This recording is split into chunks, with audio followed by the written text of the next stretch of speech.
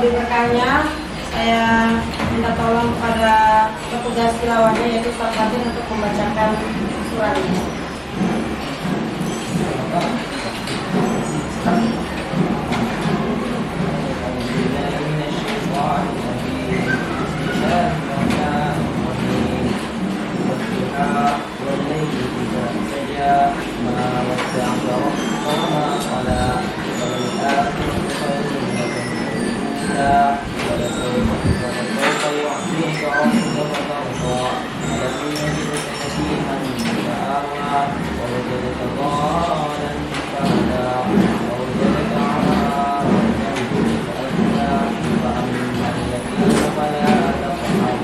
Yang benar dan merupakan pahala yang besar di sisi Allah Subhanahu wa Ta'ala. Dan untuk mempersingkat waktu, mari kita persilakan pemateri pertama kita yaitu Ustazah Yesti untuk dapat disilahkan Ustazah.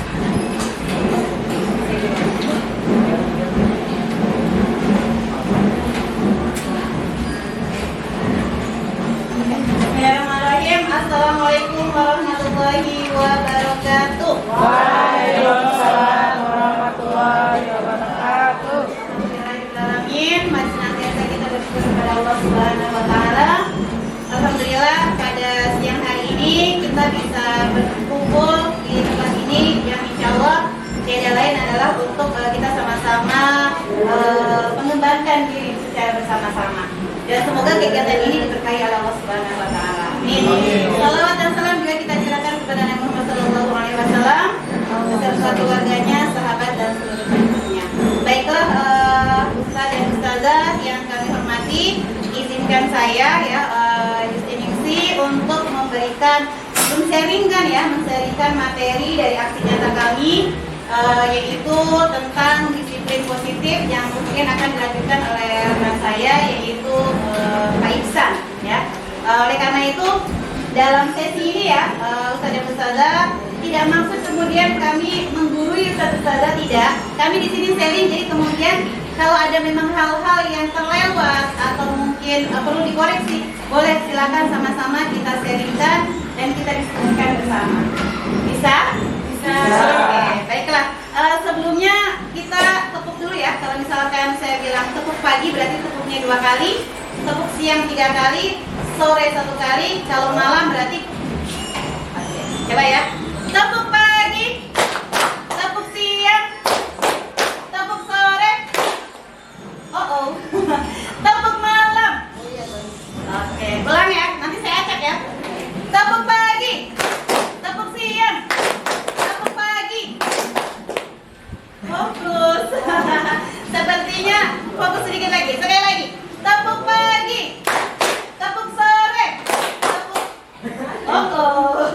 Boleh diambil minumnya di sebelah Ustaz. Oke. Baik, untuk menambah fokus dari Ustazah ya, di sini kita nyanyi bersama dulu ya. Ya.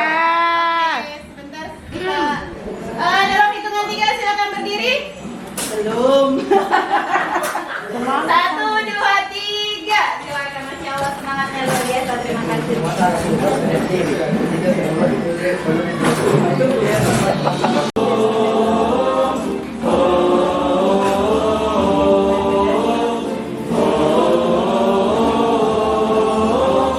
Tahu ya lagu ini ya?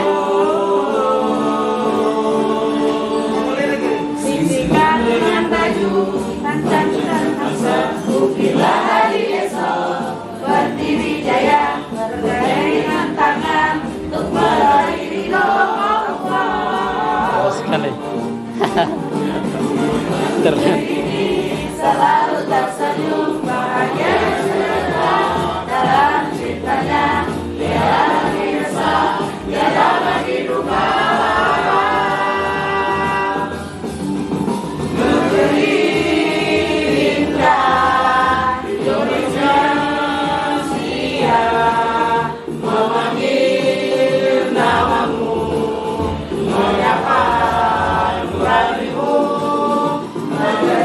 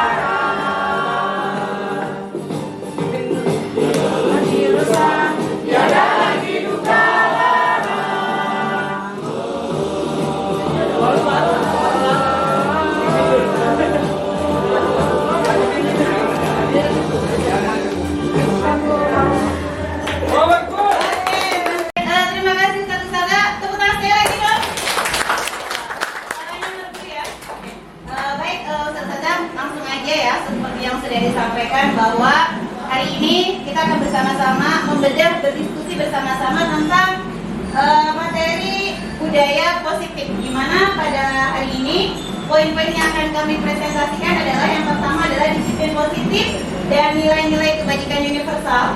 Kemudian yang kedua teori motivasi, hukuman dan penghargaan dan restitusi. Yang ketiga tentang keyakinan kelas.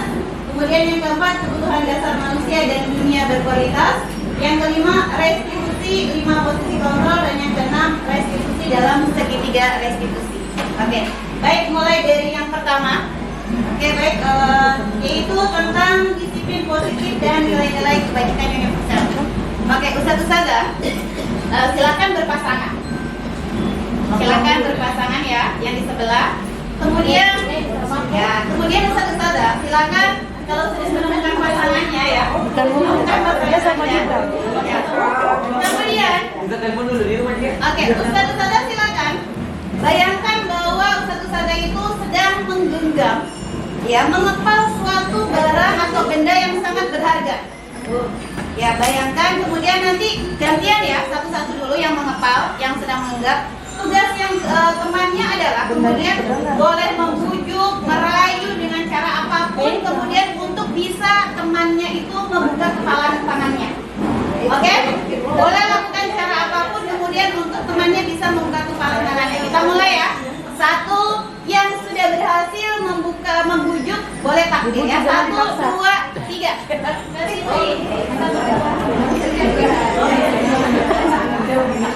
Silakan. Siapa yang bujuknya?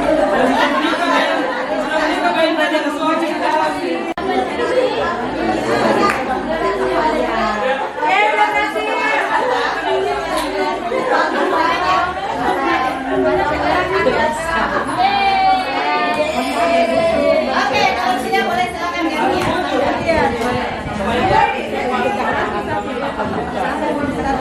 Oh iya benar.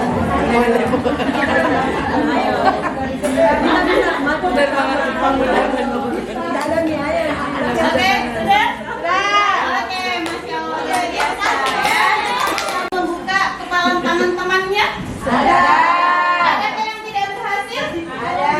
Ada juga ya. Nah sekarang boleh saya tanya, mengapa kemudian temannya mau membuka kepala tangannya? Silakan angkat tangan. Oke, karena kita merayu dengan akan menjaga barangnya yang memang dianggap itu istimewa gitu. Oh, Masya Allah. Sudah menjadi tidak yang baik dan dia meyakinkan bahwa awalnya dia tidak ragu nih. Lalu saya bilang saya akan menjaganya dengan baik dan dia pun ikhlas memberikan kepada saya gitu. Dengan syarat meminjam ya. Kamu kok meminjam? Karena bahasanya meminjam, kalau meminta itu kasihan. Oke, tepuk tangan dulu ya. Siapa yang tidak berhasil? Siapa yang belum berhasil? Siapa yang belum berhasil? Temannya membuka kepalanya sepertinya tadi. Siapa? Beliau cuma belum buka. Oke, kenapa? Kenapa alasannya tidak bisa membujuk kemudian Ustadzul Fain membuka kepala tangannya? Dia bertanggung jawab dengan Bukan. Kalau saya Kenapa tidak mau membuka? tadi kita dulu sama dia sendiri belum buka. Ada? Oke, kenapa tidak mau membukakan kepala tangannya? Oh, Berarti butuh waktu yang panjang untuk bisa membuka kepala temannya. Baik, jadi di sini ya, Ustaz berarti di sini sebenarnya yang memegang kontrol diri kita yang mau membuka atau tidak itu adalah sebenarnya siapa? Diri kita. Diri sendiri. Jadi yang memiliki kontrol terhadap kita adalah diri kita. Orang lain itu tidak semuanya bisa kemudian untuk bisa mengontrol kita. Tapi yang paling utama adalah di sini adalah sisi kontrol adalah diri kita sendiri, ya. Nah, di sini hubungannya dengan disiplin positif Ustazah ya, adalah kemudian bagaimana disiplin yang positif itu adalah itu juga merupakan pengontrolan yang berasal dari masing-masing individu sendiri. Ya, jadi penjelasannya mari lanjut. Oke, nah di sini ya. Di sini ada beberapa miskonsepsi tentang makna kontrol. Ya, dan kemudian ini dan saya juga ketika belum mempelajari modul ini, saya termasuk orang yang berada dalam miskonsepsi ya ketika menghadapi murid-murid. Yang pertama adalah ilusi bahwa guru itu mampu mengontrol murid. Ya. Ilusi bahwa kita, guru itu mampu mengontrol murid-murid kita. Padahal, boleh silakan pendapatnya. Kenapa ini ada suatu hal miskonsepsi? Silakan. Silakan, satu-satu. Ilusi bahwa guru itu mengontrol murid. Ini adalah suatu ilusi. Silakan. Ilusi itu apa? Bayangan. Iya. Iya, ilusi. Ilusi itu banyak kayak mindset. Ilusi kita, ya. Menganggap bahwa Ya, guru itu kita bisa. menganggap bahwa semua guru itu kita mampu mengontrol murid kita gitu. Padahal itu adalah miskonsepsi. Ya, ada yang bisa memberikan pendapatnya? Silakan. Oke, silakan. Sudah ini. Setiap guru mungkin dia bisa menilai dirinya sendiri bahwa dia mampu untuk mengontrol semua murid yang ada di kelasnya. Tapi kita ketahui bersama bahwa setiap anak itu memiliki karakter yang berbeda-beda. Ada yang mungkin yang aktif sekali, ada yang tidak terlalu, ada yang mungkin ada yang pendiam, terus ada yang dikit-dikit nangis. Ah, itu yang menunjukkan anak itu yang agak susah untuk dikontrol oleh guru, apalagi guru kelas 1. Oke, baik, terima kasih ya. Jadi teman-teman di sini bahwa ilusi guru mengontrol murid. Seperti yang tadi kita lakukan dalam percobaan mengepal tangan, bahwa yang bisa mengontrol itu sebenarnya ada diri sendiri, anaknya sendiri. Adapun ketika murid itu mau menuruti kalimat kita, karena tadi murid itu bahwa dia lagi mau kemudian mengikuti apa kata gurunya. Sebenarnya dia lagi mau. Kalau dia tidak mau, apakah kemudian dia akan mau dikontrol? Kan tidak. Seperti tadi, apakah ketika kita lagi tidak mau membuka tangan kita, kemudian murid-murid juga akan memberikan respon baik kepada kita? Kan tidak ya. Jadi sebenarnya ini adalah sebuah ilusi. Sebenarnya yang bisa mengontrol murid adalah dirinya sendiri. Ya, guru itu di sini miskonsepsi. Kemudian yang kedua adalah ilusi bahwa semua penguatan positif itu efektif dan bermanfaat.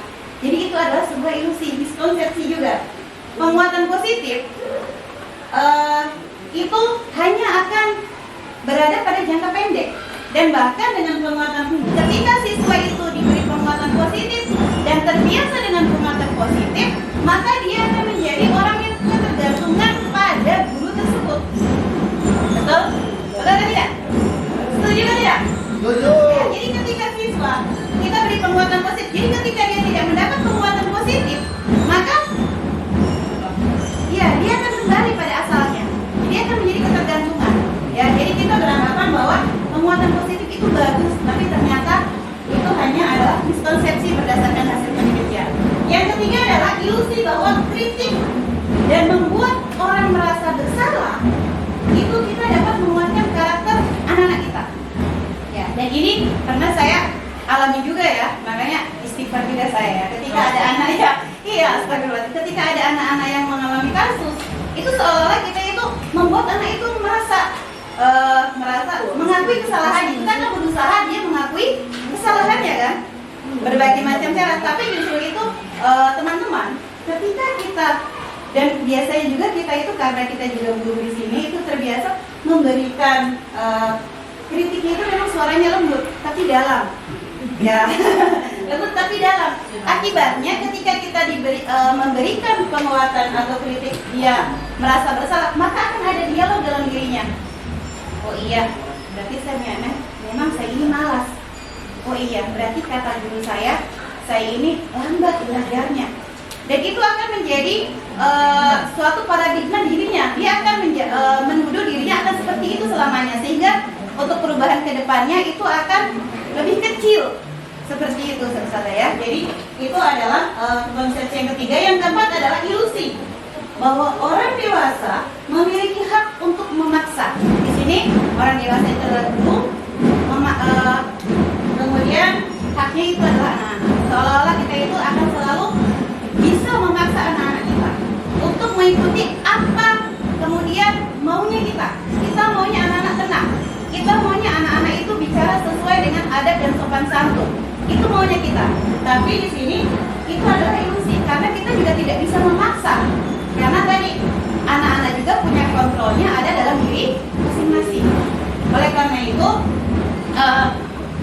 dari beberapa miskonsepsi ini yang satu saja ya teman-teman semua, maka kemudian setidaknya nah, di sini menurut Stephen R. Covey, betul ya, yaitu melalui bukunya Principle Centered Leadership ya tahun 1991 mengatakan bahwa bila kita ingin membuat kemajuan perlahan sedikit-sedikit ubahlah sikap atau perilaku kita dulu.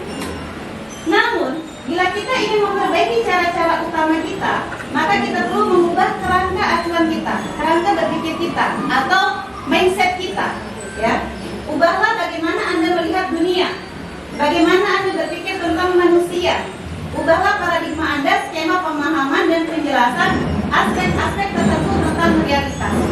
Dan dari miskonsepsi yang sudah tadi kita sampaikan ya teman-teman, maka kita kalau misalkan kita sama-sama sudah menyadarinya ya, maka kita setidaknya harus bisa, salah satunya adalah mengubah paradigma kita yang awalnya kita itu berada pada stimulus respon menjadi pada teori kontrol, di mana stimulus respon ini menganggap bahwa merealitaskan bahwa kebutuhan kita itu sama. Kita menganggap semua orang, murid-murid kita punya kebutuhan sama. Padahal realitanya kebutuhan kita dengan anak-anak berbeda. Semua orang melihat yang sama, ya menurut stimulus respon. Kemudian menurut teori kontrol bahwa orang itu memiliki gambaran yang berbeda. Ya, kita mencoba mengubah orang agar berpandangan sama dengan kita. Padahal menurut teori kontrol kita berusaha memahami pandangan orang lain tentang dunia. Stimulus respon, perilaku buruk dilihat sebagai suatu kesalahan. Nah, menurut teori kontrol bahwa semua perilaku itu memiliki tujuan, termasuk perilaku yang buruk. Pasti ada tujuannya. Orang lain bisa mengontrol saya. Menurut teori kontrol, hanya Anda yang bisa mengontrol diri Anda. Stimulus respon, saya bisa mengontrol orang lain. Di sini maksudnya murid-murid ya. Tapi menurut teori kontrol, Anda tidak bisa mengontrol orang lain. Pemaksaan ada pada saat bujukan gagal. Teori kontrol mengatakan bahwa kolaborasi dan konsensus menciptakan pilihan-pilihan yang baru. Ada kolaborasi, bukan pemaksaan. Kemudian yang terakhir, stimulus respon berpikir bahwa yaitu berpikir modelnya menang atau kalah. Tapi teori kontrol menyebutkan model berpikir semuanya harus menang dan menang. Jadi kita harus bisa mengubah sama-sama dari stimulus respon kemudian menjadi pada pandangan teori kontrol seperti itu. Oke, next. Nah, di sini disiplin positif ya. Disiplin positif yang pertama adalah tentang disiplin positif tadi. Tujuan mulia dari disiplin positif adalah agar terbentuk murid-murid kita yang memiliki karakter, disiplin, santun, jujur, peduli, tanggung jawab dan merupakan pembelajar sepanjang hayat sesuai dengan kompetensi lulusan yang diharapkan. Ya, dan di sini adapun manfaat dari adanya disiplin yang positif adalah menanamkan motivasi pada murid-murid kita, yaitu untuk bisa menjadi seseorang yang sesuai yang mereka inginkan. Kemudian mereka akan belajar menghargai diri sendiri dan dengan nilai-nilai yang kemudian mereka percaya dan tertanam dalam diri mereka. Memiliki motivasi intrinsik yang berdampak pada jangka panjang, dan dengan disiplin positif maka tidak akan ada terpengaruh di sini siswa itu adanya hukuman dan hadiah. Nah, ini nanti hukuman dan hadiah akan dibahas lebih mendalam ya. Jadi itu adalah tentang disiplin positif. Adapun tentang nilai-nilai universal teman-teman ya.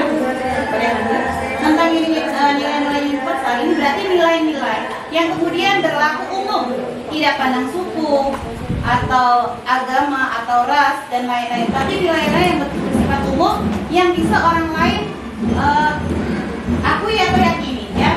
Jadi di sini nilai-nilai universal itu adalah nilai-nilai kebajikan yang harus disepakati bersama. Nilai-nilai ini merupakan payung besar dan sikap dari perilaku kita atau yang merupakan fondasi kita dalam berperilaku. Sifat-sifat positif manusia merupakan tujuan mulia yang ingin dicapai oleh setiap individu, dan dengan mengaitkan nilai-nilai kebajikan yang diyakini seseorang, maka motivasi intrinsiknya itu akan terbangun. Jadi di sini teman-teman, bahwa tugas kita adalah untuk bisa bersama murid-murid kita, ya di sini memberikan nilai-nilai kebajikan yang disepakati bersama dan betul-betul sesuai dengan apa yang mereka inginkan, tanamkan dan mereka yakini. Sehingga dengan keyakinan dan penanaman nilai-nilai itu yang memang mereka butuhkan, maka itu sudah menjadi motivasi intrinsik mereka untuk mereka mau melakukan apa yang sudah disepakati. Nah, nanti di sini ada hubungannya dengan konsekuensi, hukuman dan penghargaan, gitu ya. Jadi di sini nilai-nilai universal itu seperti itu. Adapun yang nilai-nilai universal yang sudah umum yang ada, yang sedang kita buat adalah nilai-nilai yang sesuai dengan profil pelajar Pancasila. Insya Allah ini termasuk nilai-nilai universal yang bisa juga kita tanamkan pada murid-murid kita. Di mana yang pertama adalah kita pastikan mereka itu betul-betul meyakini, selalu beriman, bertakwa kepada Allah Subhanahu Wa Taala dan memiliki akhlak mulia. Ini sesuai dengan SKL kita juga ya. Yang kedua, berkebinekaan global, mandiri, bernalar kritis, gotong royong dan kreatif. Ini juga termasuk nilai-nilai universal dan masih banyak lagi. Contohnya tanggung jawab, saling menghargai, saling menyayangi, memiliki empati, dan itu termasuk nilai-nilai universal yang kemudian ketika kita bersama murid akan muncul. Karena tadi setiap anak itu pasti memiliki keinginan yang berbeda-beda atau keyakinan berbeda-beda untuk bisa mereka juga pengen orang lain tuh tahu seperti itu, sehingga nanti disepakati bersama.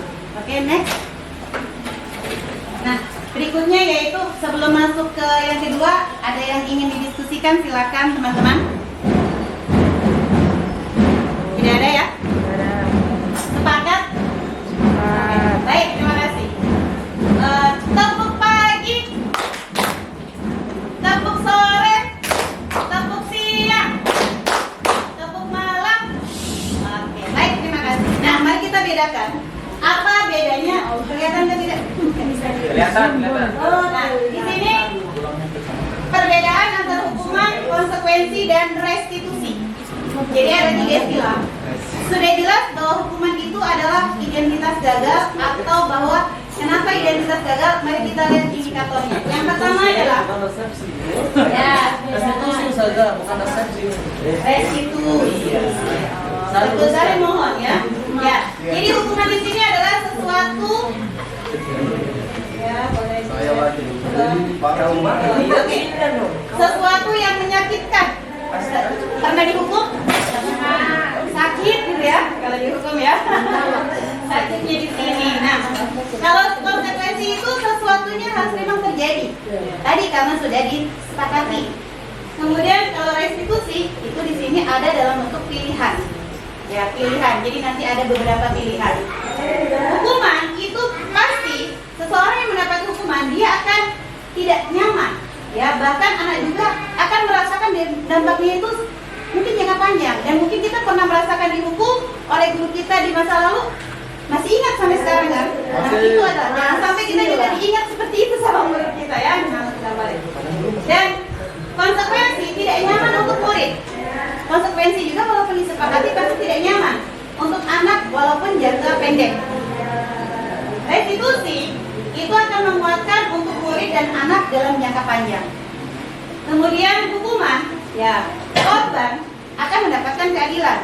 Jadi ketika ada 2 anak yang berkelahi, ketika satu sudah dihukum, maka yang ini akan merasa mendapat keadilan. Yang satunya tentu tidak adil, menyakitkan kan.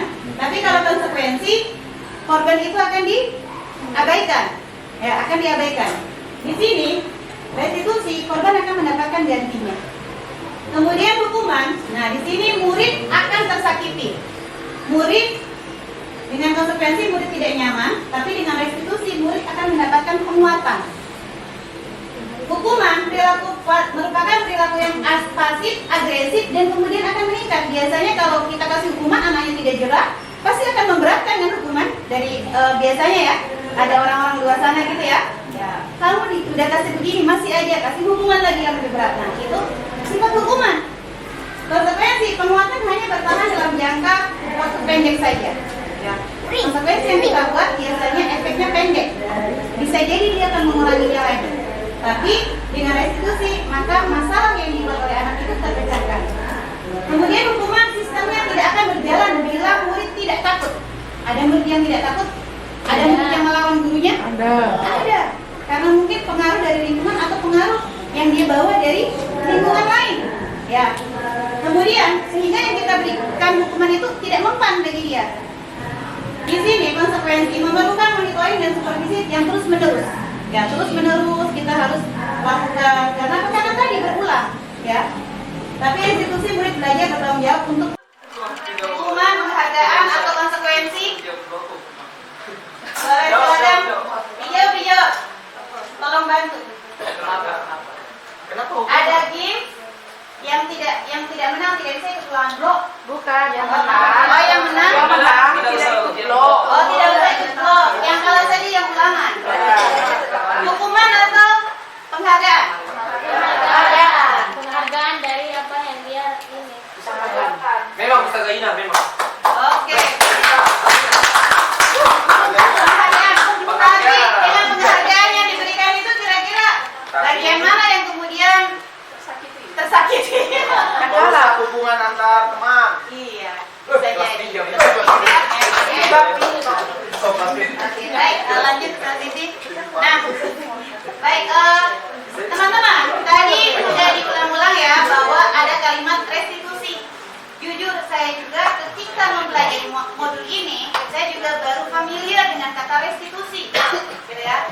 Dan di sini hasil rangkuman saya tentang ciri-ciri dari restitusi itu adalah, dan yang membedakannya dengan disiplin lainnya, restitusi itu bukan untuk menebus kesalahan, namun murid-murid kita ajarkan untuk belajar dari kesalahannya. Restitusi itu akan memperbaiki hubungan baik antar temannya maupun dengan guru. Restitusi adalah tawaran, bukan paksaan. Kalau hukuman kan tadi paksaan, restitusi tawaran. Kemudian restitusi akan menuntut untuk melihat ke dalam dirinya atas apa yang dilakukan, kebutuhan apa yang sebenarnya dia butuhkan, ya. Restitusi akan mencari kebutuhan dasar yang mendasari tindakannya. Ya, restitusi diri adalah cara yang paling baik. Restitusi fokus pada karakter, bukan tindakannya. Kemudian restitusi akan menguatkan anak. Restitusi itu akan fokus pada solusi dari masalah yang anak hadapi. Dan restitusi itu akan mengembalikan murid yang berbuat salah pada kelompoknya. Ini adalah tentang restitusi. Oke, selanjutnya. Nah, yang ketiga ya, yaitu keyakinan kelas. Oke. Nah, jadi teman-teman, berikutnya adalah di sini tentang keyakinan kelas. Jadi, ya, keyakinan kelas itu ya teman-teman adalah yang biasa kita sebut dengan peraturan kelas, kesepakatan kelas. Nah, sekarang diistilahkan dengan keyakinan kelas. Apa bedanya dengan peraturan atau kesepakatan? Keyakinan kelas ini bersifat lebih abstrak daripada peraturan yang lebih rinci dan konkret. Keyakinan kelas itu berupa pernyataan-pernyataan universal yang tadi, nilai-nilai universal. Keyakinan kelasnya adalah misalnya yang pertama harus saling menyayangi. Itu berarti kan menggunakan kalimat nilai-nilai universal. Keyakinan kelas senantiasa dibuat dalam bentuk positif. Tidak boleh keyakinan kelas dalam bentuk kalimat negatif. Ada kata dilarang, jangan, tidak boleh. Dalam keyakinan kelas tidak boleh. Semuanya harus bernada positif. Saling menyayangi, saling menghormati, kemudian memiliki rasa empati, ya, bergotong royong. Itu adalah contoh-contoh nilai universal. Semua warga kelas hendaknya ikut berkontribusi dalam pembuatan keyakinan kelas lewat surah pendapat. Kemarin saya sudah coba lakukan di kelas 4B dan alhamdulillah ternyata berjalan dengan lancar seperti itu ya. Hendaknya tidak terlalu banyak sehingga mudah diingat dan dipahami oleh semua warga kelas. Jadi jangan terlalu banyak juga ya, sampai A sampai Z ya. Nanti dia bingung keyakinan mana yang harus dia laksanakan yang dari ini. Oke, baik. Nah, teman-teman, tentang keyakinan kelas ini ya, sedikit ya, tentang keyakinan kelas ini. Jadi nanti akan dibuat ya, akan dibuat dalam kelas. Jadi tidak ada lagi keyakinan dalam keyakinan kelas kemudian ada konsekuensinya. Ya, jadi nanti di sini kan tadi restitusi itu tawaran, bukan pilihan. Jadi ketika anak-anak nanti melakukan suatu pelanggaran terhadap keyakinan kelas yang sudah disepakati, maka di situ akan ada penyelesaiannya. Nanti lebih jelas akan dibahas oleh Bapak Iksan. Ya, oke. Baik, terima kasih. Sekian dari saya. Assalamualaikum warahmatullahi wabarakatuh. Mari kita sambut tepuk tangan kami. Assalamualaikum warahmatullahi wabarakatuh. Waalaikumsalam warahmatullahi wabarakatuh. Bagaimana kabarnya saudara-saudara sekalian? Alhamdulillah. Sehat. Bapak, kita pakai jawaban dari yayasan kita saja. Siapa yang masih ingat? Itu tadi. Alhamdulillah. Sehat. Baik. Ya, baik. Apa kabar Ustaz-Ustazah di siang hari ini? Alhamdulillah. Sehat. Sukses. Baik. Jawabannya ada yang berbeda, tidak apa-apa. Ustaz-Ustazah sekalian, alhamdulillah 3 poin yang sudah disampaikan oleh trainer kita, Ibu Yusti, yang sungguh luar biasa dibandingkan dengan saya sangat jauh berbeda. Apalagi di kelas ini ada bahkan ini senior kita bersama ini. Saya termotivasi dari beliau mengikuti guru penggerak Ustaz-Ustazah. Jangan sampai gurunya sudah jadi guru penggerak, kepala sekolahnya tidak tahu sama sekali apa yang dipelajari dari guru penggerak itu sendiri. Sehingga saya inisiatif untuk ikut apa sih isi dari guru penggerak itu sendiri.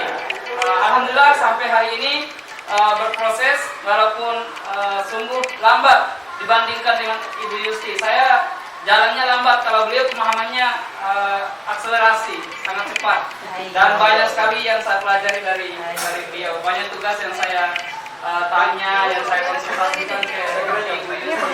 Nyontek juga. Baik, Bapak Ibu sekalian, saya akan melanjutkan materi yang tadi yang belum selesai. Tadi sudah 3 poin, saya juga akan menyampaikan 3 poin materi yang menjadi lanjutan dari materi yang tadi disampaikan oleh Ibu Yusti. Ini adalah materi-materi konsep. Pada saat Zoom kemarin sebenarnya saya masih online karena baru keluar dari hutan. Kegiatan yang berapa hari itu? 9 hari di hutan. Ya betul, di hutan kegiatannya. Dikasih HP, aktifkan HP, ternyata langsung ada Zoom dan masuk. Itu kondisinya belum pulih. Tapi saya mempelajari, ikuti semua konsep materi yang sudah disampaikan oleh fasilitator kami. Dan hari ini tibalah masanya, tibalah waktunya semua yang kami pahami dan yang semua yang sudah kami terapkan di unit, baik Ibu Yusti di STIP sudah menerapkan konsep yang tadi sudah disampaikan, dan saya sudah juga menerapkan disiplin positif itu di SMP IT. Ini kami coba untuk sharing ke Bapak Ibu sekalian sehingga pemahaman itu bisa sama-sama kita terapkan. Kami hadirkan Bapak Ibu sekalian di sini dalam rangka untuk kemudian berkolaborasi. Banyak hal-hal positif yang kemudian menjadi harapan kita bersama yang nanti bisa kita terapkan bukan hanya di lingkup sekolah kita, Bapak Ibu sekalian, tapi ini juga hal positif bisa kita terapkan di lingkungan keluarga kita. Bagi yang sudah menikah bisa diterapkan ke anak-anak kita. Bagi yang belum menikah nanti setelah menikah itu bisa diterapkan. Poin yang berikutnya adalah tentang kebutuhan dasar manusia. Tapi sebelum masuk ke itu, Bapak Ibu sekalian, coba kita perhatikan ini yang menjadi pertanyaan pemantik. Pertanyaan pemantiknya adalah bisa dibaca, mungkin yang biasa pakai kacamata ini tidak bisa membaca, tapi yang masih terang matanya ini insya Allah bisa lah gitu. Kalau Ustadz Fatin bisa nggak ini, jelas nggak Ustadz? Jelas banget ya. Oh iya, jelas banget. Coba dibaca dulu Bapak Ibu sekalian, nanti silakan angkat tangan atau Bapak Ibu sekalian yang ditunjuk silakan memberikan komentar. 1 menit.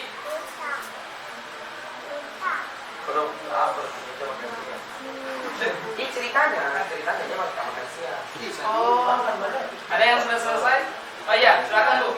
Mungkin bisa berkomentar, boleh. Kita sebagai wali kelas harus mengkomunikasikan ke orang tuanya. Itu besoknya harus dibawakan buka dan perjanjian agar anak tersebut tidak minta-minta di rumahnya, dia bisa makan di halnya sendiri. Masya Allah, luar biasa. Tadi sangat betul apa yang disampaikan oleh Bapak Ibu sekalian selaku wali kelas.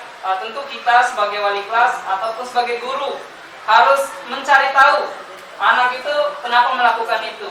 Kemudian setelah mencari tahu, kemudian nanti mendapatkan jawaban dan bisa dikomunikasikan ke orang tua. Bisa jadi ketika dia melakukan itu berkali-kali, itu bisa jadi orang tuanya tidak menyiapkan sarapan pagi, tidak menyiapkan bekal, dan orang tua juga tentu punya alasan. Misalnya subuh jam setengah. Dari materi kita yaitu tentang kebutuhan dasar manusia.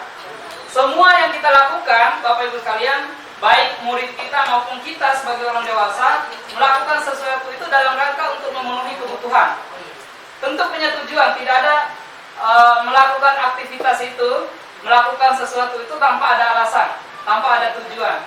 Baik dan buruk, pasti orang melakukan itu adalah dengan dasar dia punya tujuan dan maksud tertentu. Begitupun dengan anak-anak kita, Bapak Ibu sekalian. Dia melakukan sesuatu itu adalah dalam rangka untuk dia memenuhi kebutuhannya. Baik yang nantinya hasilnya positif, maupun mungkin dia melanggar aturan ataupun keyakinan yang sudah disepakati. Dia melakukan pelanggaran itu kan, dia melakukan karena dia tidak memenuhi tadi kebutuhan dasarnya. Ini adalah 5 yang menjadi kebutuhan dasar manusia. Yang pertama adalah bertahan hidup. Ini adalah berkaitan dengan kebutuhan fisiologisnya kita, kebutuhan primernya kita. Makan, minum, pakaian, tempat tinggal, rumah, itu adalah kebutuhan dasar yang berkaitan dengan bertahan hidup ini. Ketika kebutuhan ini tidak terpenuhi, maka bisa saja yang dilakukan anak yang tadi, Doni tadi itu adalah karena dia tidak memenuhi kebutuhan dasarnya, tidak terpenuhi kebutuhan dasarnya, tidak dikasih bekal, mungkin juga tidak dikasih uang jajan gitu kan, sehingga cara dia mempertahankan hidupnya adalah mengambil milik temannya. Bahkan ada kejadian di SMP IT itu sampai dipukul bonyok itu mukanya gitu, karena ambil paksa makanan temannya yang punya tidak suka, tidak ikhlas gitu. Akhirnya dia melakukan pemukulan. Itu juga pasti punya alasan tertentu dia melakukan itu. Kemudian yang kedua, Bapak Ibu sekalian, kebutuhan dasar yang kedua adalah kasih sayang dan rasa ingin diterima. Semua anak pasti demikian. Kita bisa lihat anak-anak di sekolah kita itu, Bapak Ibu sekalian, ada yang mungkin sangat dekat sekali dengan kita. Ya bisa saja itu berbeda dengan apa yang terjadi di rumahnya. Dia tidak mendapatkan itu di rumah sehingga dia harus dapatkan di sekolah. Sedikit-sedikit menangis atau sedikit-sedikit dekat dengan ustadz-ustadzahnya. Dia sudah tidak bisa membedakan ini karena dia perempuan, ya dia dekat saja dengan ustadznya. Kadang dekat sampai ustadznya menghindar. Ada anak-anak yang seperti itu. Karena mungkin di rumahnya dia tidak terpenuhi kebutuhan dasar kasih sayangnya. Kemudian juga ingin diterima. Anak-anak seperti ini, bahkan kita ustadz-ustadz sekalian merasa khawatir ketika tidak diterima di kelompok-kelompok tertentu gitu kan. Kita maunya ketika bergabung di STIT mau diterima oleh orang-orang STIT. Ketika kita nanti berkumpul dengan masyarakat sosial di organisasi kerukunan misalnya, mau juga diterima oleh orang-orang yang ada di situ. Itu adalah ternyata satu-satu sekalian menjadi kebutuhan dasar kita sebagai manusia. Kita ingin diterima oleh orang lain, ingin disayang oleh orang lain. Bahkan orang yang belum menikah mau menikah itu adalah dalam rangka untuk memenuhi kebutuhan dasar. Punya impian saya tahun ini mau menikah, itu dalam rangka untuk memenuhi kebutuhan dasar. Kemudian yang berikutnya adalah Bapak Ibu sekalian, kebutuhan dasar manusia yaitu kesenangan. Tidak ada manusia yang tidak ingin hidupnya senang. Hidup kita itu kalau diusik oleh orang lain pasti kita akan merasa terganggu. Bahkan kalau kita kaitkan di sekolah kita, di kelas-kelasnya kita, ustadz-ustadz sekalian, ketika ada pembelajaran kita, setiap kali pembelajaran kita selalu di dalam kelas. Mungkin ada respon dari anak-anak kita, Ustadz atau Bu Guru, Pak Guru, kok belajarnya di dalam kelas terus? Ada sekali-sekali ke taman misalnya, ke saung, atau di lapangan pembelajarannya.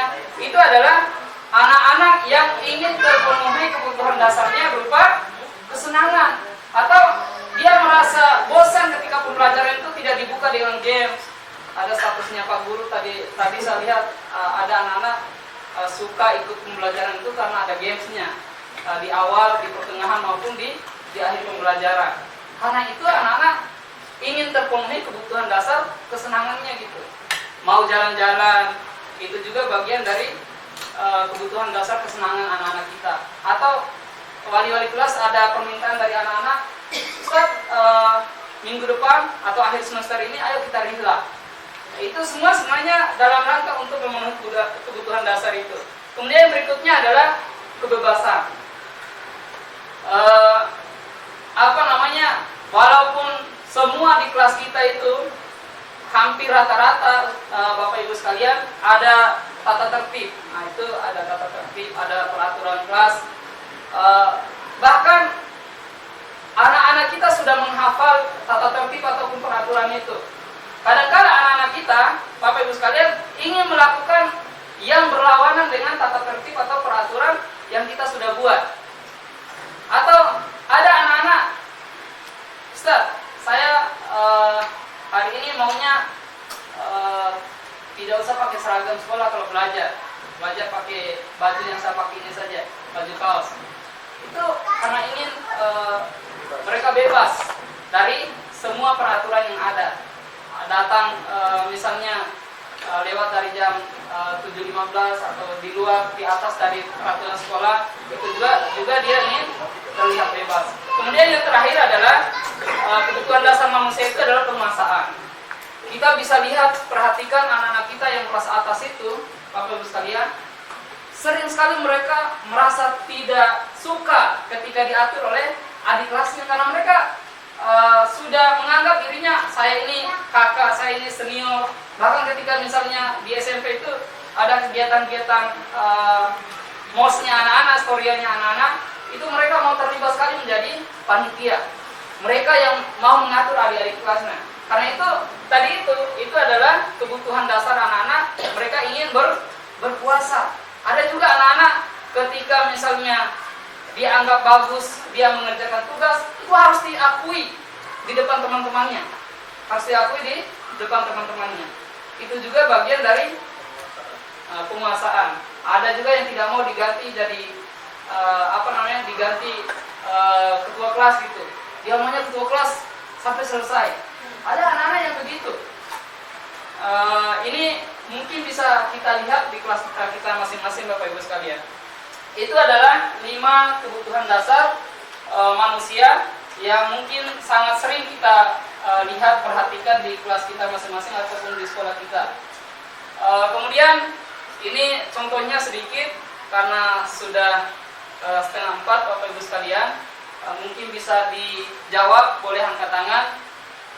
Ini kira-kira bisa dibaca ya, Bapak Ibu sekalian. Yang pertama, Ibu guru bilang, aku tidak boleh bersenandung sewaktu mengerjakan tugas.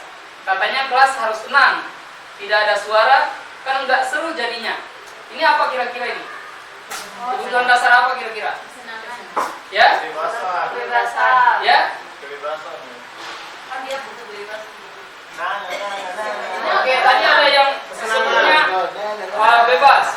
Ini adalah kesenangan. Dia maunya nyanyi gitu kan, bersenandung sendiri. Nah, itu kesenangan. Kemudian yang kedua, Ibu guru tidak menyapaku hari ini, padahal aku pakai jepit rambut yang baru.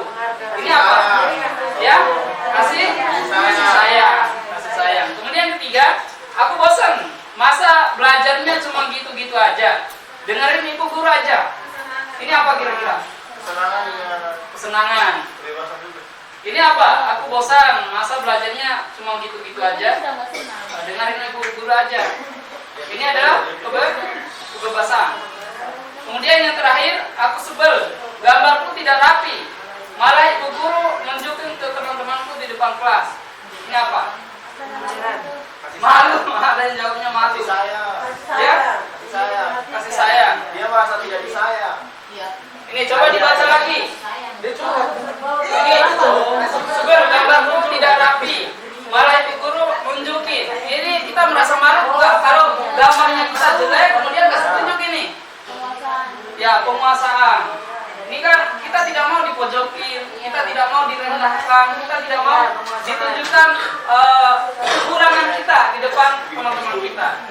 Oke, baik, sampai di sini ada yang mau didiskusikan? Kalau tidak ada, kita lanjut dulu sampai selesai.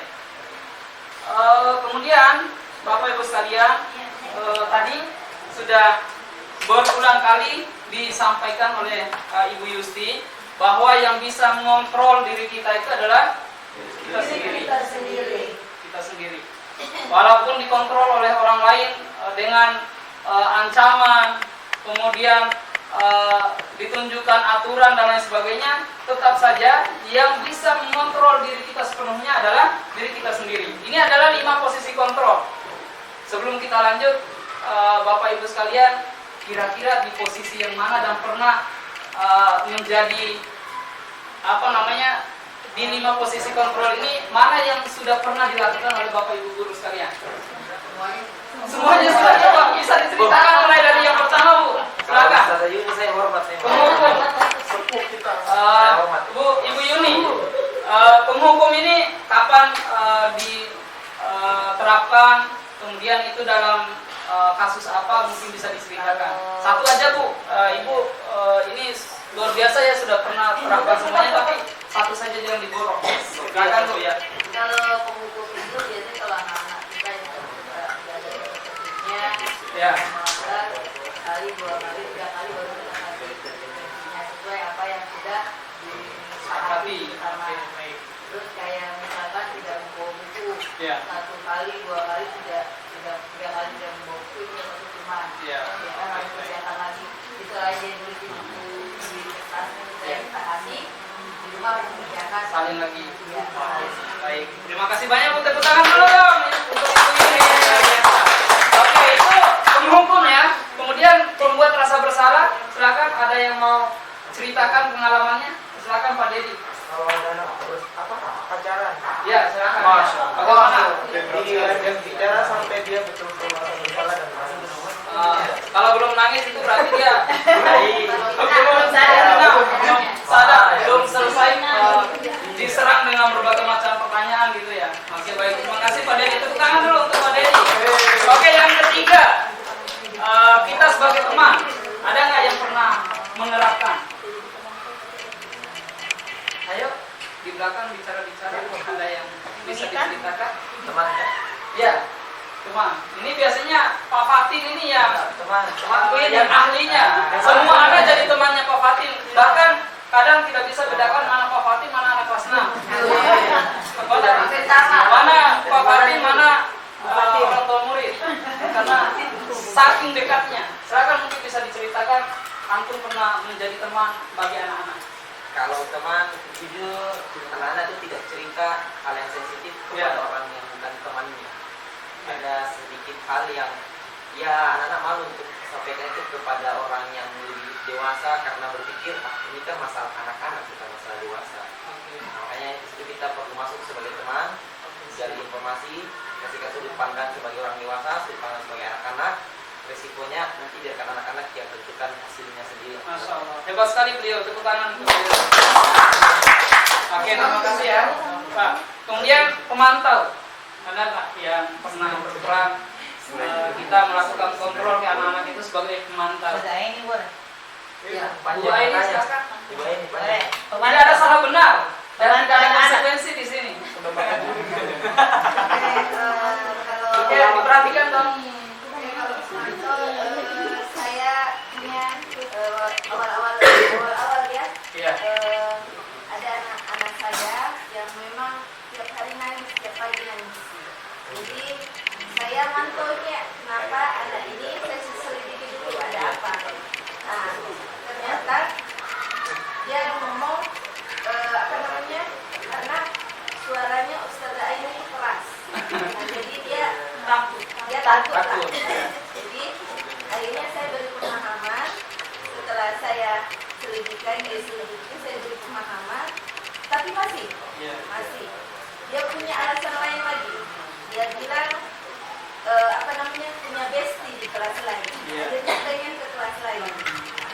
Setelah itu saya mantau, akhirnya saya berusaha untuk mendekatkan dia dengan teman yang ada di kelas ini. Jadi lama-lama akhirnya aman.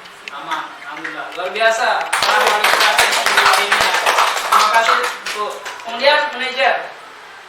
Ini yang posisi yang paling tertinggi dibandingkan dengan 4 posisi kontrol lainnya. Ada nggak yang pernah? Manajer. Sadarista kayaknya. Ada? Ibu Feni kayaknya lirik-lirik. Kalau ada yang mau jawab nanti saya yang jawab gitu ya. Silakan Bu Feni. Beliau itu memantau. Ada nggak yang mau angkat tangan? temannya dulu ada. Silakan Bu Feni. Oke. Manajer. Kalau ini saya sepengetahuan saya, posisi manajer ini emang posisi di mana guru tuh sudah logowo artinya gitu, sudah nggak lagi bisa memaafkan setiap perbuatan anak-anak gitu. Itu memang harus yang memang posisi ini mungkin saya pribadi sih belum berada di posisi ini, masih belum ya, masih proses. Tapi terkadang saya juga ketika mau marah gitu atau memberi konsekuensi itu ingat lagi gitu. Iya. Oh, kalau kemarin juga mereka belum tentu berubah gitu. Nah, jadi di situ saya balik, baiklah saya maafkan ayah kali ini, dimaafin saya, maafkan, tapi besok tidak usah diulang lagi ya. Beri maaf, beri kesempatan, Iya. beri kesempatan. Baru nanti kita lihatkan lagi apa keyakinan kelas kita, terus baru kita sepakati lagi sama dia. Lihatkan lagi keyakinannya. Ya, tepuk tangan Bu Feni. Harusnya Bu Feni yang yang ada di sini gitu. Beliau sudah melakukan. Itu bagian dari praktik baik ya. Terima kasih banyak. Bapak Ibu sekalian, kita sekaligus sebenarnya refleksi yang selama ini kita sudah terapkan.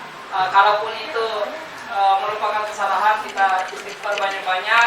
Dan mulai hari ini kita berusaha, bahkan kami yang menyampaikan materi ini, kita berusaha untuk menjadi ataupun berada di posisi kontrol yang paling baik, yang nanti akan memberikan respon yang terbaik kepada anak-anak kita. Kemudian Bapak Ibu sekalian, ini adalah contoh penerapannya 5 posisi kontrol. Ini coba lihat, ini ada tongkat, kayu, dan Tongkat ini. bambu. Ini adalah penghukum. Bukan berarti guru setelah ini nanti tidak boleh pegang tongkat. Ini adalah contoh penerapannya. Biasanya kalau penghukum itu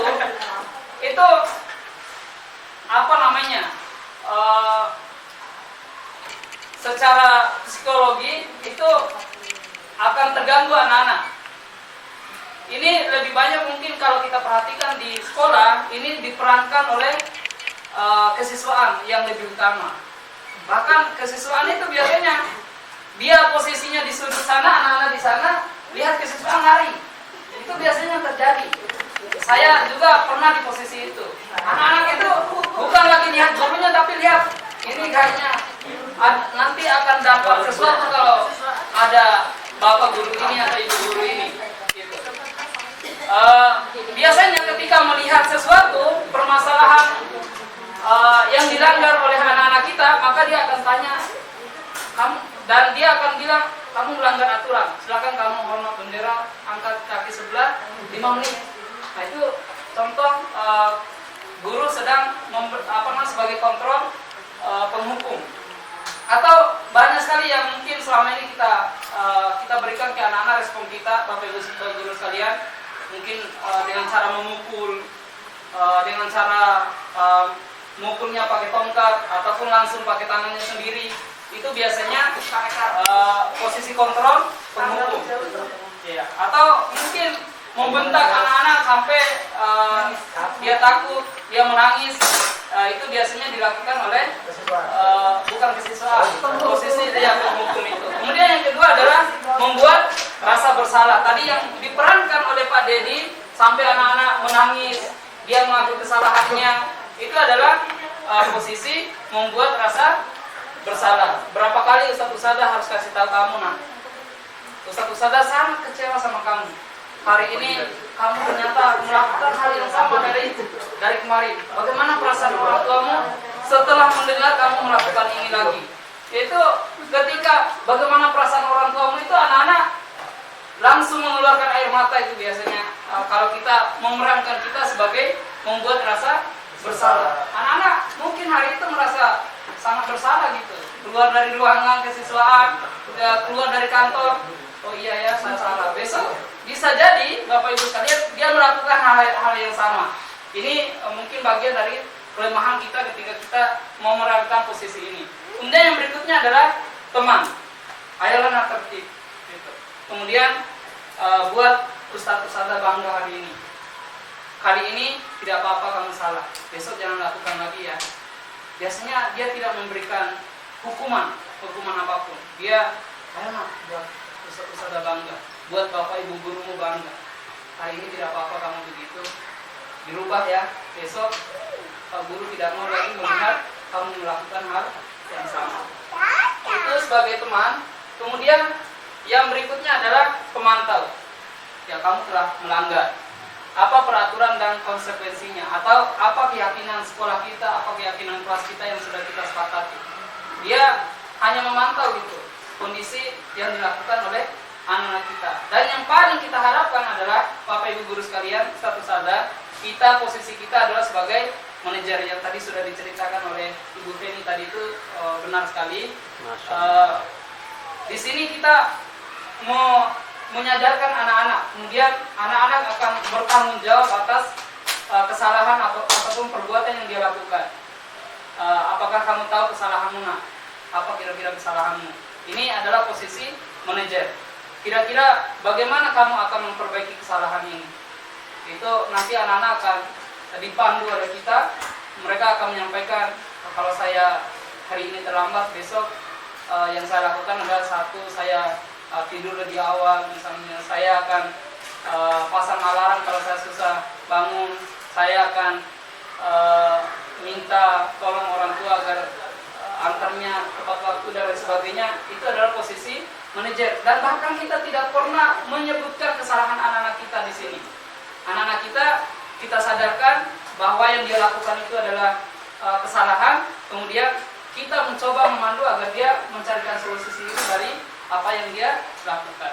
Itu adalah contoh penerapan 5 posisi kontrol. Dan sekali lagi kita sangat berharap Bapak Ibu sekalian kita terus memperbaiki diri kita agar kemudian kita bisa di posisi manajer. Terakhir kayaknya ini Bapak Ibu yang tadi restitusi, tadi ciri-cirinya sudah disampaikan oleh Ibu Yusti. Apa itu restitusi? Bapak Ibu sekalian, segitiga restitusi itu adalah proses menciptakan kondisi bagi murid untuk memperbaiki kesalahannya, bahkan mereka bisa kembali kepada kelompoknya dengan karakter yang lebih kuat. Ini kadang kita menemukan permasalahan yang dilakukan oleh 2 orang anak misalnya di sekolah kita. Ketika selesaikan permasalahan, malah anak itu merasa minder. Dia takut kembali ke kelompoknya, dia takut kembali ke kelasnya. Kalau itu yang sudah kita terapkan, maka perlu kita rubah agar kemudian permasalahan yang dilakukan oleh anak-anak kita kondisikan sehingga selesai kita menyelesaikan permasalahan itu, anak-anak kita lebih kuat dan dia tidak minder kembali ke kelompoknya, ke kelasnya atau kelompok belajar yang sudah dibentuk oleh Bapak Ibu guru sekalian. Cara ini Bapak Ibu sekalian, ini yang kemarin kita sudah lakukan. Segitiga restitusi itu apa saja yang kita lakukan? Yang pertama adalah menstabilkan identitas. Di sini kita memberikan pemahaman kepada anak-anak kita, tidak ada orang yang tidak melakukan kesalahan. Kamu hari ini melakukan kesalahan, bahkan kemarin atau bulan lalu ada juga temanmu yang melakukan kesalahan yang sama. Bahkan mungkin kita akui bahwa guru juga pernah melakukan kesalahan yang sama dengan kamu. Itu yang dilakukan di menstabilkan identitas. Kemudian anak-anak itu tidak merasa minder dengan kesalahan yang dia lakukan. Kemudian yang kedua adalah validasi tindakan yang salah. Di sini anak-anak kita harus mengakui yang dia lakukan itu adalah salah gitu. Kita harus meyakinkan dia sudah melakukan kesalahan. Kamu tentu punya alasan. Yang tadi kita sampaikan bahwa anak-anak melakukan sesuatu itu bukan tanpa ada alasan. Pasti ada alasan tertentu sehingga mereka melakukan itu. Kemudian ada nggak cara yang lebih baik, cara yang lebih efektif untuk mendapatkan apa yang kamu inginkan? Nanti anak-anak akan sampaikan, ya Ustaz, saya akan begini. Yang paling terakhir yaitu menanyakan keyakinan sekolah kita. Keyakinan sekolah atau kelas apa yang telah kita sepakati. Ya, kalau bolos, mungkin dia nanti akan sebutkan aturan kita tidak boleh bolos dan lain sebagainya. Kemudian kamu ingin menjadi orang seperti apa? Ini peran kita adalah di poin yang terakhir ini menanyakan keyakinan sekolah atau kelas adalah ke depan kamu mau berubah atau tidak? Apakah kamu selamanya mau seperti ini? Itu nanti kita akan bimbing sehingga dia akan percaya diri setelah menyelesaikan permasalahan dan dia tidak terlepas dari tanggung jawab dia untuk menyelesaikan persoalan yang sedang dia hadapi. Itu kira-kira Bapak Ibu sekalian 3 poin yang saya sampaikan. Sebenarnya ada video yang menjadi contoh ya penerapan segitiga restitusi ini. Sudah ada bagaimana kira-kira Bu Yusti? Ini kasusnya kemarin berkelahi antara dia dengan temannya sampai ada Ustaz lupa kemarin yang kasih obat ya. Ini sebagai contoh saja kira-kira penerapan segitiga restitusi dari poin yang pertama sampai ketiga tadi itu seperti ini Bapak Ibu. Tapi suaranya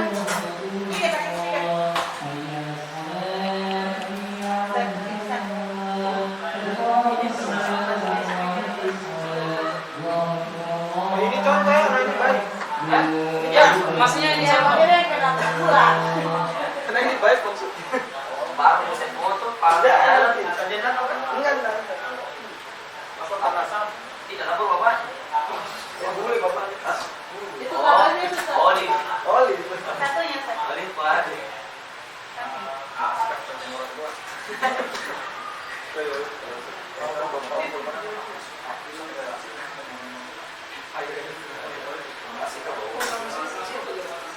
Mereka suara lebih besar. Saya dari Belum masuk berarti ke situ. Sudah. Ini memang suaranya kecil. Penyapa sih harus kita. ini Pak Mami siapa ini namanya? Oh Ustaz, ini. Coba di bawah ya, yang bagian satu baterai. Sambil baterai. Itu di bawah ya saya. Nah, Selalu memanggil exam di pagi hari. Apa gitu? Karena pukul kemana? Oke. Kapan itu? Nah, ini proses pengkondisian saja sebenarnya. Selesai pelajaran ini ya. Perasaanmu bagaimana setelah terima? Apa yang kamu rasakan? Merasa bersalah, ya baiknya. Tentu pasti setiap orang itu pernah ini menstabilkan identitas tadi. Juga pernah melakukan hal yang sama. Ketika Ustaz dulu sekolah, pernah melakukan bersama teman-teman itu pernah dilakukan Ustaz. Tentu ini bukan satu-satunya ya kami melakukan itu. Ada juga teman kelasmu bahkan adik kelasnya kemarin melakukan hal yang sama. Nah, ini yang perlu Ustaz sampaikan, kamu bukan satu-satunya yang melakukan ini. Oke. Kemudian kamu tentu punya alasan tersendiri. Yang kedua validasi tindakan salah. Dia mengungkapkan alasan kenapa dia pukul temannya. Kamu sadar nggak itu melakukan sesuatu yang salah? Sadar ya. Seharusnya ada nggak cara yang lebih efektif sehingga kamu tidak melakukan itu? Apa kira-kira yang bisa kamu lakukan? Kasih tahu. Ada lagi nggak yang lain selain itu? Itu saja ya. Ya nggak balas atau mungkin bisa disampaikan itu kepada wali kelas ya. Ini bisa juga diterapkan Kemudian terakhir adalah menanyakan keyakinan sekolah atau kelas ataupun peraturan sekolah lah. Ya, begitu kira-kira gambarannya ya, Bapak Ibu sekalian, ketika kita menerapkan segitiga restitusi karena sudah waktunya sholat dan kita sudah sangat terlambat ini, itu saja yang bisa saya sampaikan Bapak Ibu sekalian. Terima kasih banyak atas kerjasamanya. Kami mengganggu waktu istirahatnya antum semua. Mudah-mudahan antum dari awal sampai akhir ini Allah berikan ganjaran amal jariah semoga dari kita bersama. Demikian yang bisa saya sampaikan. Assalamualaikum warahmatullahi wabarakatuh.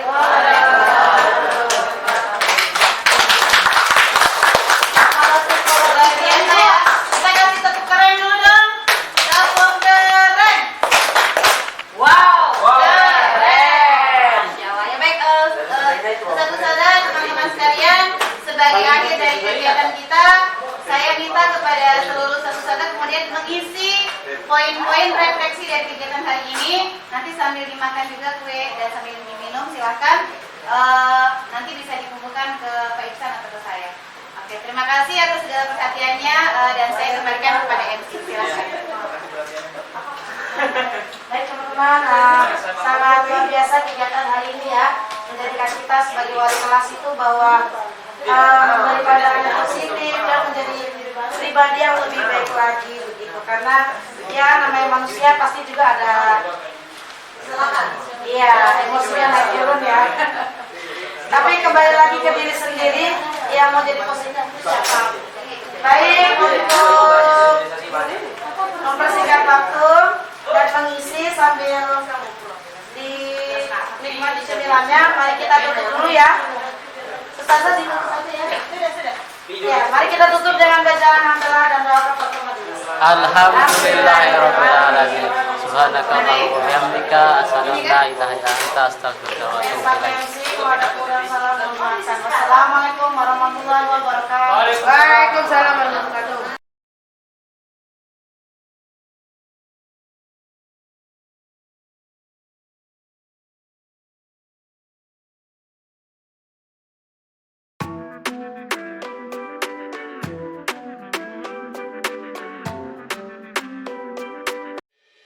Assalamualaikum warahmatullahi wabarakatuh. Waalaikumsalam warahmatullahi wabarakatuh. Oke, anak-anak sekalian, bagaimana kabarnya di pagi hari ini? Alhamdulillah, luar biasa, tetap semangat, Allahu Akbar. Yes. Tepuk pagi, tepuk siang, tepuk sore, tepuk malam. Oke, baik anak-anakku sekalian, alhamdulillah pada siang hari ini kembali kita bertemu dengan pendampingan kelas bersama Ustazah Yusti ya. Dan hari ini kita akan kita akan sama-sama membuat keyakinan kelas supaya kelas kita ini suasananya nyaman, tenang, dan kalian juga merasa bahagia di sekolah. Setuju? Setuju. Baik anak-anak, sebelumnya Ustazah akan menerangkan dulu apa itu keyakinan kelas. Jadi keyakinan kelas itu anak-anak sama yang kita kemarin itu awal kan kita membuat tata tertib ya, atau peraturan kelas, atau ada kemarin kita sempat bikin di awal semester itu kesepakatan kelas dan konsekuensi. Nah, sekarang kita akan ubah. Ya, kita akan ubah semua itu menjadi keyakinan kelas. Ya, di mana keyakinan kelas ini berarti adalah nilai-nilai hal-hal yang sangat penting yang harus ada di dalam diri kita dan kita yakini bersama bahwa itu penting untuk kita lakukan bersama. Ya. Dan di dalam pembuatan kalimat keyakinan kelas anak-anak itu semuanya menggunakan kalimat positif. Masih ingat ya dengan profil pelajar Pancasila? Ya. 1. Betul? Apa lagi? Kreativitas, bernalar, ya ada 5 ya. Nah anak-anak itu juga berakhlak mulia ya. Anak-anak itu adalah salah satu juga merupakan nilai-nilai yang kemudian harus kita miliki, termasuk bisa dijadikan juga keyakinan kelas kita ya. Nah jadi kita harus sepakati kalimat-kalimat apa yang kemudian bisa membuat kita itu percaya bahwa hal itu harus kita lakukan demi kenyamanan dan kebahagiaan kelas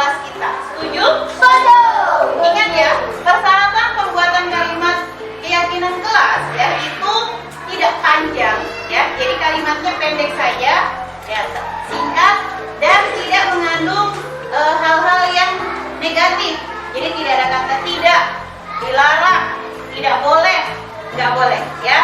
Contoh nih, kira-kira contoh ya, misalkan di kelas kita ya, itu teman-teman semuanya semuanya itu anak-anak kalian ya, antara teman satu dan teman lain tidak boleh saling menghina. Ketika ada temannya yang kesusahan kemudian membantu, berarti keyakinan kelas apa yang harus kita punya? Kejujuran. Ya, Tanggung jawaban. Membantu teman yang susah. Menyayangi teman. iya, berarti keyakinan kelas berarti adalah saling menyayangi. Contoh kedua nih, keyakinan kelas apa yang harus kita miliki seandainya di dalam kelas ini bahwa kita percaya bahwa teman-teman kita ini harus selalu berkata apa adanya, tidak berbohong saat ulangan, berusaha sendiri, tidak mencontek. Berarti keyakinan kelasnya apa yang harus kita sepakati? Kejujuran. Hah? Betul sekali. Berarti nilai keyakinan kejujuran itu adalah contoh keyakinan kelas, saling menyayangi, tadi bersikap jujur dan lain-lain. Sudah paham anak-anak? Siap untuk membaiki keyakinan kelas? Kalau bilang siap, kalian sip deh. Siap bikin keyakinan kelas? Sip deh. Ingat, keyakinan kelas yang akan kita susun itu adalah harus betul-betul kita yakini dan harus kita lakukan demi tadi kenyamanan dan kebahagiaan kita bersama di sekolah.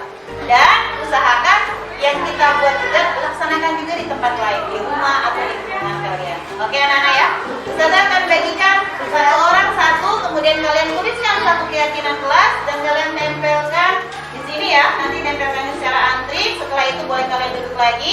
Nah, Ustazah akan memilih keyakinan kelas yang sudah kita buat untuk kemudian kita sepakati di kelas bersama dan kita akan tempelkan di kelas. Oke? Keyakinan kelas itu berapa? Satu orang cukup satu saja. Ya, nanti kan kita kumpulkan dari teman-teman semua ya. Satu kata kayak tadi misalnya contoh saling menyayangi. Contohnya seperti itu. Oke? Sudah siap? Ya. Ya. Siapkan.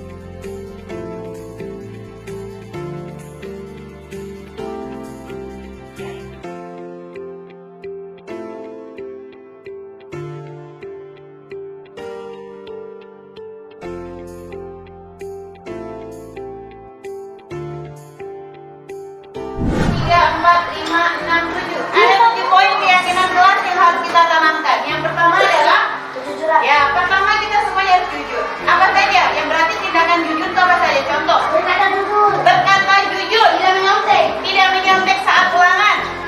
Tidak bohong. Tidak berbohong. Oke ya, itu indikator jujur ya anak-anak ya. Setuju? Setuju. Berarti semua di sini harus jujur. Insya Allah kalau kita semua di sini jujur, maka semuanya akan Damai. ya damai, betul. Keyakinan kelas kedua adalah saling menyayangi. Contoh kegiatan yang menyatakan bahwa kita saling menyayangi, kita harus apa saja? Tidak boleh berteman. Tidak boleh bertukar. Satu-satu saya. Tidak boleh bermarah-marahan. Tidak boleh sering marah-marahan. Tidak boleh bertukar. Tidak boleh bertukar. Tidak boleh membuli. Tidak boleh membuli. Tidak boleh berpukul. Tidak boleh memukul. Tidak boleh mengeluarkan kata-kata kasar. Tidak boleh mengeluarkan kata-kata kasar. Tidak boleh mengejek. Tidak boleh mengejek. Oke, terakhir. Tidak boleh memilih teman. Tidak boleh pilih teman ya. Nah, itu termasuk di sini. Nah, anak-anak, itu adalah berarti saling menyayangi. Setuju kalau kita semua harus saling menyayangi? Nah, kalau kita sudah saling meyakini bahwa kita saling menyayangi, insya Allah di kelas kali ini semuanya akan bahagia. Yang ketiga adalah bertanggung jawab. Kita setuju semuanya di sini harus tanggung jawab?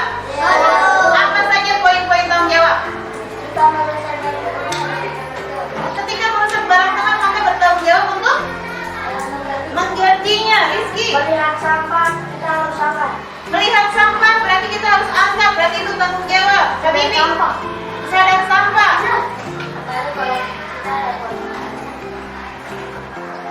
Berbuat salah harus minta maaf kalau berbuat salah, berarti itu perilaku tanggung jawab. Terakhir, bagaimana tanggung jawab dengan kegiatan kalian sehari-hari? Belajar? Ya? Bertanggung jawab atas pekerjaan sekolah yang Oke, bertanggung jawab atas tugas-tugas yang diberikan di sekolah. Mantap anak-anak, berarti bisa kalian semua meyakini bahwa kita harus bertanggung jawab? Oke, mantap. Yang berikutnya adalah, nah di sini, membantu yang sakit atau memiliki rasa empati. Kita harus saling membantu. Ya, kita saling membantu. Bisa kasih poin-poinnya membantu dalam hal apa saja? bagi teman yang terjatuh. Membantu teman ketika ada terjatuh. Jadi kalau ada teman terjatuh nggak boleh diketawakan, tapi segera dibantu. Oke, agak membantu teman membawa barang. Oke, kalau dia kewalahan ya. Membantu teman ketika sedang membersihkan gelas. Tadi Said membantu atau menengok teman ketika sedang sakit. Betul sekali. Terakhir, oke, menyentuh teman yang sakit. Jadi ini adalah salah satu bentuk empati kita, ya. Setuju semuanya bahwa kita harus peduli sama. Berikutnya disiplin. Kita meyakini bahwa teman-teman di sini anak-anak semua harus disiplin. Apa saja perilaku disiplin? Tidak boleh terlambat ke sekolah. Tidak boleh terlambat ke sekolah. Ya. Tidak terlambat di jam pelajaran. Tidak terlambat saat mengikuti pelajaran. Biasanya saya lambat soalnya. Tidak terlambat pergi ke masjid. Baik menghormati guru dan orang tua. Menghormati guru dan orang tua. Sepertinya itu poin berikutnya, Farah. Oke, terima kasih jawabannya. Ada lagi? Perilaku disiplin? Ya, termasuk kalian membawa pelajaran sesuai jadwal. Itu juga termasuk perilaku disiplin. Setuju semuanya bahwa kita harus disiplin? Oke, berikutnya yaitu saling menghargai. Nah, boleh saling menghargai, poin-poinnya apa saja? Menghargai teman dengan cara apa saja? Oke, tidak melakukannya menghargai guru. Menghargai guru. Contoh menghargai guru? Ya. Tidak berbicara saat guru menjelaskan. Oke, tidak memotong pembicaraan guru ya. Betul sekali. Tidak memotong. Menghargai orang tua. Oke, termasuk menghargai orang tua. Tidak memotong pembicaraan. Oke, good. Oke, anak-anak, berarti kita harus saling menghargai.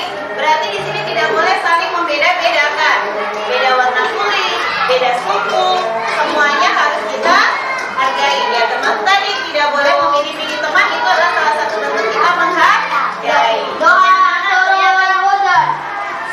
Oke, baik anak-anak, terima kasih ya. Ini berarti keyakinan kelas yang harus kita sepakati bersama ternyata hanya ada poin 6. Yang satu tadi sama. Ya, tidak memilih-milih teman berarti termasuk saling menghargai. Oke, semua sudah sepakat dengan keyakinan kelas kita? Oke, kalau tidak anak-anak sebagai bentuk bahwa kalian itu sudah sepakat dan harus diyakini bersama, maka silakan antri dari mulai sini ya. Dari sini untuk tanda tangan hasil kesepakatan kita dari sini ya.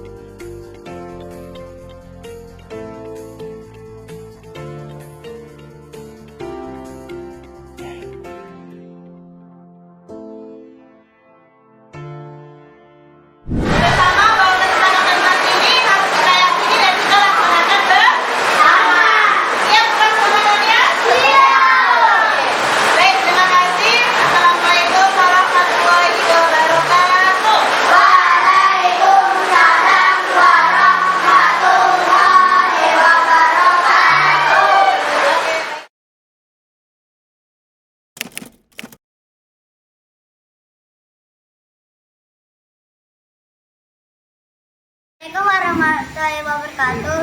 Nama saya Syafiq dari siswa kelas 4B. Nama saya Al-Fatih dari siswa kelas 4B. Nama saya Farel, siswa kelas 4B. Nama saya Al-Ghazali dari siswa kelas 4B. Nama saya Aga dari siswa kelas 4B. Nama saya Farel, siswa kelas 4B.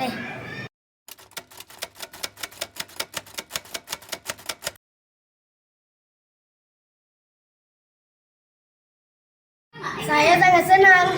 Perasaanku sangat senang sekali. Sangat senang mengikutinya. Saya sangat bahagia. Saya sangat semangat mengikutinya. Sangat seru.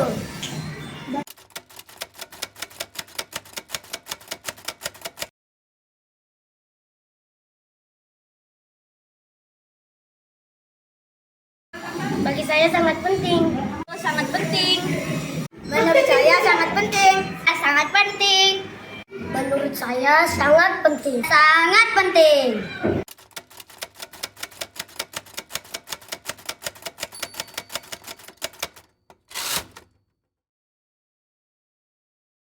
Karena keyakinan kelas, saya semakin bersemangat untuk belajar.